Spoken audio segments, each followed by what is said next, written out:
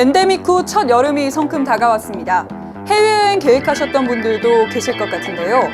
혹시 중국 가볼까 떠올려 보셨다면 주의하셔야겠습니다. 한층 더 강화된 반간첩법 때문입니다. 지난 7월 1일부터 중국에선 반간첩법 개정안이 적용되고 있습니다. 2014년 이후 9년 만에 바뀐 건데요. 특히 간첩행위의 정의와 법 적용 범위가 대폭 늘어났습니다. 사이버 간첩 등 안보 위협이 다양해지고 수법도 은밀해졌다면서 기존에는 국가기밀 정보를 절취, 정탐, 매수하는 것 등에 한정됐던 게 개정안에는 국가기밀뿐 아니라 국가안전 이익에 관한 것도 포함된 겁니다. 그런데 문제는 국가 안전을 위협하는 행위가 어떤 것인지 모호해 확대 해석할 수 있다는 건데요. 자칫하면 나도 모르는 새 간첩으로 몰릴 수 있다는 겁니다.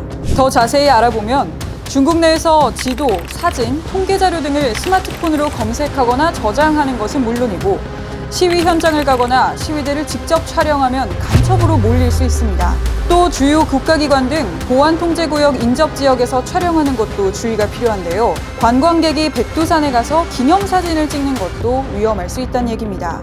이 때문에 중국에 온 언론인 중엔 당분간 짐 싸고 돌아가 상황을 지켜보겠다는 해외 특파원도 있었다고 하네요. 여기서 끝이 아닙니다.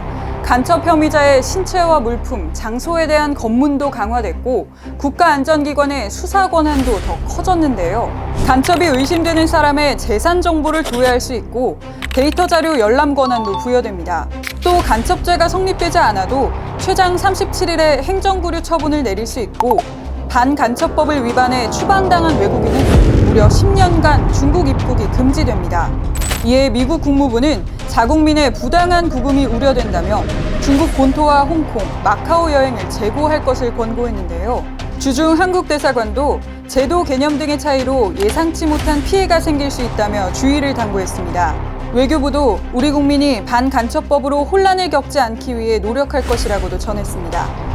이번 개정을 두고 귀에 걸면 귀걸이, 코에 걸면 코걸이식의 법령이 아니냐는 비판이 나오는데요. 하지만 중국은 국가 안보를 위한 조치라는 입장입니다. 특히 전문가들은 중국의 새 반간첩법이 한중 갈등 시 보복수단으로 악용될 가능성도 제기했는데요. 중국이 자의적으로 해석할 소지가 상당히 많고 그게 보복수단으로 악용될 소지도 있다. 특히 반간첩법은 대외적인 것도 있지만 간첩행위를 보면 중국 사람들이 반드시 그걸 신고를 해야 돼요. 그러니까 반간첩법은 내부 통제용으로도 충분히 쓰일 수 있고 또는 대외적인 견제수단으로도 쓰일 수 있다. 2014년 반간첩법이 제정된 이후 우리 국민이 처벌받은 사례는 없었지만 이번 새 반간첩법이 어떤 영향을 미칠지 유의할 필요가 있습니다.